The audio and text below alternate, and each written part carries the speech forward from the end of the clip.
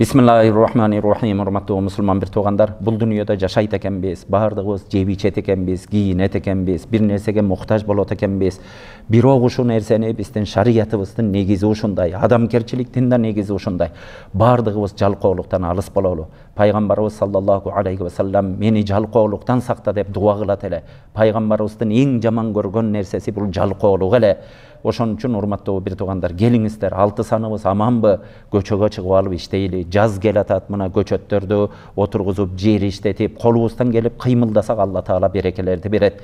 Ошон үчүн улуу аалымдарыбыз айтат, бир ушундай жигит болсо дейт, ушундай адамды темирди сындырып кое турган, тоону жарып өтө турган ушундай келбети келишкен жигит болсо дагы, бирок бирөөдөн үмүттөнүп ала турган болсо, бирөө мага жардам берип койсо, ой ата энем кичине акча берип койсо, досторум кичине жардам берип койсо деп ар кимге үмүткө кирген адам арыстандай болсо дагы ал чычканга айланып калат деген экен. Келиңиздер, чычканга айланбайлы.